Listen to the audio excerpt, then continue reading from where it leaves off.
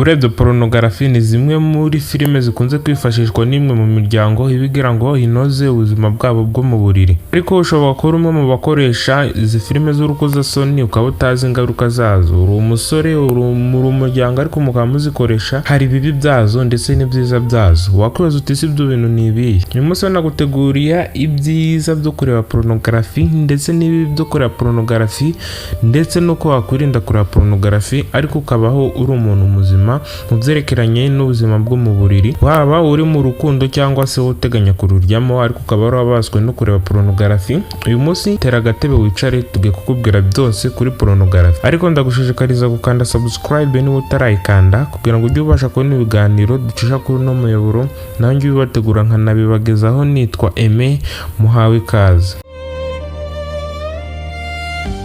Mbere yuko tubabwira ibibi bya pornography, wakoze uti ese pornography ni pornography yaba ari iki? Ese pornography yaba yangiza? Ese yaba yangiza ubwonko? Buri kimwe cyose twakibateguriye. Pornography ni iki? Pornography ni amajwi, video, amashusho cyangwa se inyandiko bigamije gutera ubushake bwo gukora imibonano mpuzabitsina ku bakundana, umugabo cyangwa se umugore. Ibi byose bikaboneka kuri internet cyangwa se ahandi hantu runaka ushobora gukura ibyo bintu. Ariko duteze pornography irangiza? Yego, irangiza mu buryo bw'intekerezo, ari byo physiology. Iyi physiologic si mu buryo bw'imibonano mpuzabitsina bwa nyabwo, ahubwo ni mu buryo bw'imitekerereze.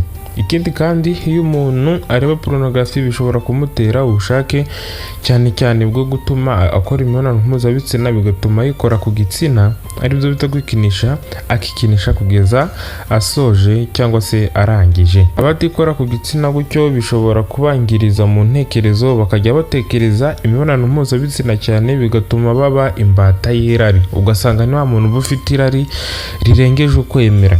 Ikindi kandi kuri pornography bituma uyireba yakoze imibonano mpuzabitsina abikora mu buryo ndengakamere ndetse akabikora mu buryo bubangamira uwo babikorana cyangwa se uwo bakorana iyo mibonano mpuzabitsina, ugasanga ari kubikora mu buryo bugiye butangaje cyangwa se butandukanye, bigatuma bibangamira uwo babikorana. Rimwe na rimwe aba bakina amafilime y'urukozasoni mbere yuko bakina barabanza bakanywa ibiyobyabwenge kugira ngo babashe kuba bakora ibintu nyine bameze nk'atari abantu wagerana inyamaswa. Rero mushobora kuba muri umuryango cyangwa se muri couple ariko mukaba mukoresha amashusho y'urukozasoni, menya ko biba biri kubangiza. Rero ko tubabwira ibibi bya pornography, reka tubabwire uko pornography ikora ku bwonko. Iyo urebye pornography umubiri wawe usohora dopamine. Iyi dopamine ni umusemburo w'ibyishimo. Iyo ukunze kureba pornography ubwonko bwawe bumenyera ibyo byishimo, bigatuma nyine iyo wabaswe no kureba pornography cyangwa se bikanatuma ubatwa no kureba pornography, bigatuma uhora ureba pornography buri gihe. Ibi rero bituma uba addicted, bigatuma wumva wareba pornography buri gihe kandi ukumva ko iki cyose ugiye gukora imibonano mpuzabitsina, haba wowe n'umukunzi wawe, rimwe na rimwe wifashisha pornography kugira ngo igitsina cyawe gifate umurego. Rero ibi ngibi byangiza umubiri wa muntu kuko igihe zidahari izo pornography, wowe n'umudamu wawe cyangwa se n'umukunzi wawe gukora imibonano mpuzabitsina biba bikubiye gake ndetse n'umukunzi wawe ntiyishima. Ushobora kubaza uti se ni izihe ngaruka mbi zo kureba pornography mu mibanire y'umukunzi wanjye? Rimwe na rimwe ko tuzireba bishobora kutwangiza iki? Nyireba ndi umwe so bya kibazo, tuzireba turi babiri hari ikibazo? Reka tugusobanurire tukwereke ese uri umwe bigenda ute, cyangwa se iyo muri babiri bigenda ute bikabangiriza ute? Ikintu cya mbere cyangwa se ingaruka ya mbere, bigabanya ndetse bikanangiza urukundo nyarwo wowe n'umukunzi wawe, urukundo mufitanye. Iyo relationship ya nyayo iragabanyuka kuko nyine uba warabaswe no kureba amafilime y'urukozasoni, uba umeze nk'uwagize umugore wawe iyo telefone yawe, kuko niyo ituma ugira ubushake. Rimwe na rimwe umugore wawe ikintu cyose yakora cyangwa se niba waranabaye imbata ya pornography, umugore wawe ashobora kutagutera irari ndetse bikaba bishobora no gutuma utagira ubushake bwo gukora imibonano mpuzabitsina igihe akoze ikintu gishobora gutuma ugira ubushake, ahubwo igihe urebye porunogarafi bikaba byo bituma ugira ubushake. Rero ibyo ngibyo biba byangije ubwenge ndetse byanangije umubano wawe hagati yawe n'umugore wawe cyangwa se n'umukunzi wawe, kuko bituma nyine mutiyumvanamo. Ndetse ikindi panda rimwe na rimwe hari igihe usanga ukora porunogarafi uburyo ki babikora, uburyo ki ababikora emosiyo baba bafite, ukumva ko umugore wawe nawe yaritaba nkabo, kandi baba bari mu kazi ntabwo ari nkawe. Impamvu bakora ziriya filime barazikora ku buryo ki we zirakubata ukaba imbata yazo. Rero igihe nawe wabaye imbata yazo wumva umugore atakunezeza mu buriri, rimwe na rimwe ukaba wajya no mu nda ahubwo. Rero kureba porunogarafi byangiza ndetse bikanica urukundo nyarwo mwari mufitanye mutaratangira kureba iyo porunogarafi. Si ukuvuga ngo wenda wayirebye uri umwe ahubwo munari babiri. Ikintu cyangwa se ingaruka ya kabiri iyo kureba porunogarafi bitera ibura ry'ubushake bwa nyabwo bw'imibonano mpuzabitsina. Nk'uko twatubivuze, biragenda bikakwangiza mu bwonko ukumva ko utagira ubushake bwo gukora imibonano mpuzabitsina porunogarafi zidahari.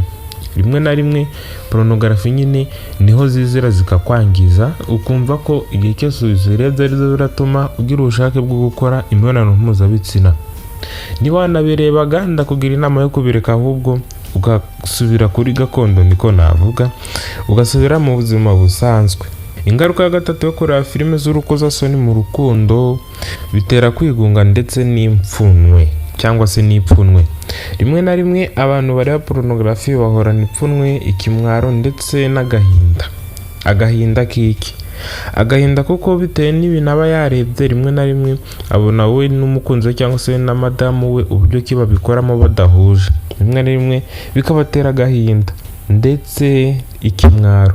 Ukavuga uti njye uko babikora siko njye nabikoze, rimwe na rimwe ukagira ikimwaro ndetse n'iryo pfunwe. Ikindi kandi byangiza wenda nk'umuntu yabirebye ari umwe nta wundi barakorana imibonano mpuzabitsina, bimutera kuba yakwikinisha, kandi kwikinisha ni ingeso mbi cyane yica ubuzima bwa muntu, ikabwangiza ikabusenyagura cyane.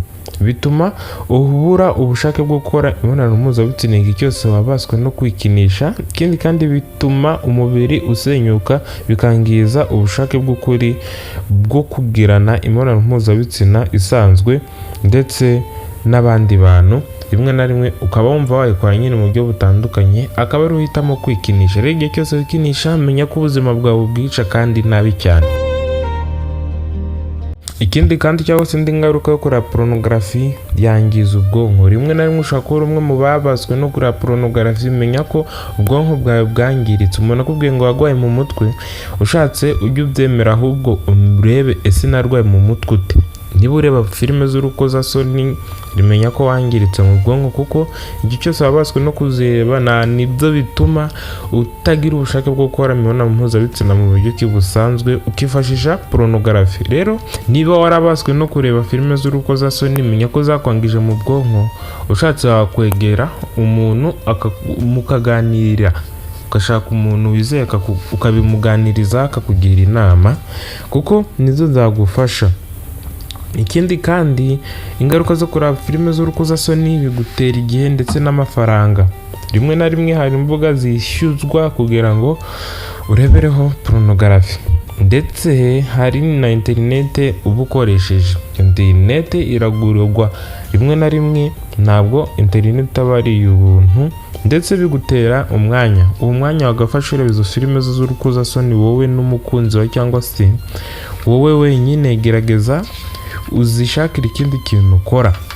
Ushobora kwibaza uti se filime z'urukozasoni hari abantu zaba zarafashije kuzireba mu miryango yabo bigatuma imiryango yabo iba myiza?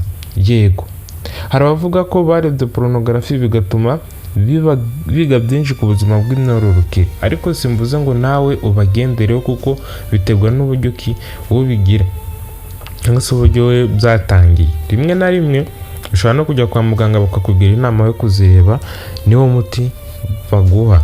Rero gerageza wite ku buzima bwawe, ariko wirinda kureba filime z'urukozasoni igihe ubona uri muzima, ubona ubushake bwawe bwuzuye. Ese wabigenza ute warabaye imbata ya porunogarafi? Icyo kibazo so bahise ukibaza. Reka ngusobanurire nkubwire uburyo ki wowe ushobora kubikora ukabatuka. Ikintu cya mbere ugomba gukora, ntukihebe, menya ko atari wowe wenyine uzireba kandi cyane, cyangwa se utari mwebwe muzireba cyane.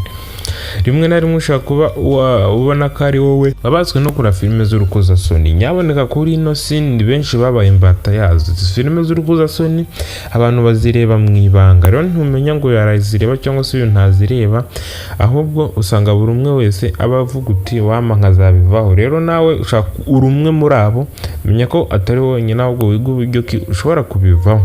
Ikindi kandi ushobora gukora ukareka kubatwa no kureba filime z'urukozasoni, shaka gahunda ikuganisha ku buzima bwiza.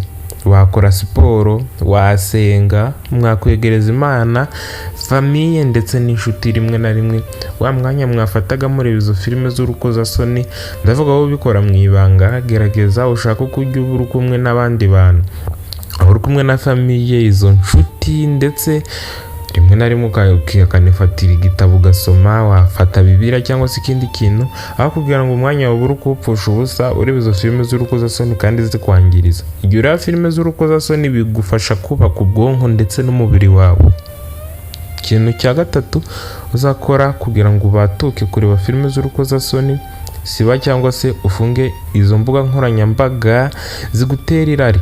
Rimwe na rimwe ushobora kuba uzireba, rimwe na rimwe ukazireba mu ibanga, rimwe na rimwe wamara kureba imbuga ukaza nk'ubihishe ku buryo umuntu atamenya ko uzireba.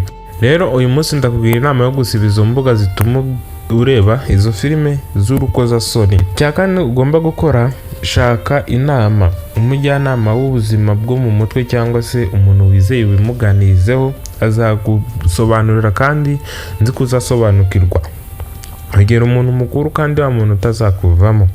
Ikintu cya gatanu ugomba gukora, niba warabaswe no kureba filime z'urukozasoni, ryamana n'uwo muhuje igitsina cyangwa se uwo mudahuje igitsina, bizatuma ugira isoni. Rimwe na rimwe hari igihe usanga ureba izo filime z'urukozasoni ugasanga ariko igihe uzireba uri umwe, uzireba kubera ko uryama uri wenyine, rimwe na rimwe ugasanga nyine niyo mpamvu, ariko igihe uri kumwe n'undi muntu ushaka kugutera ipfunwe, cyangwa se kwa kundi uyirebana na madamu wawe, ushatse icyo gihe mwajya mukoresha uburyo ki bwa nyabwo nyine bwa karema, naho kugira ngo ukoreshe filime z'urukozasoni. Nyaboneka dore aho kugira ngo wangirize ubuzima, wakora ibyiza bitarakwangiriza ubuzima ndetse n'ubwonko.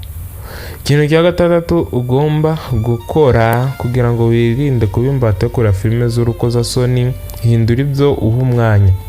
Rimwe na rimwe uwo mwanya uhereza porunogarafi, wawusoma ibitabo, wajya mu matsinda y'iterambere ugashaka uburyo ki witeza imbere. Umwanya wahaga izo filime z'urukozasoni usimbuze ibindi bintu bifite agaciro. Rimwe na rimwe nk'uko twatuvuze, wasoma ibitabo cyangwa se ukashaka ubumenyi, wajya kwiga cyangwa se ugakora ibindi bintu ku ruhande bishobora kukwinjiriza kandi binakugirira umumaro mu buzima bwawe bwo mu mutwe, kuko filime z'urukozasoni zakwangije mu mutwe.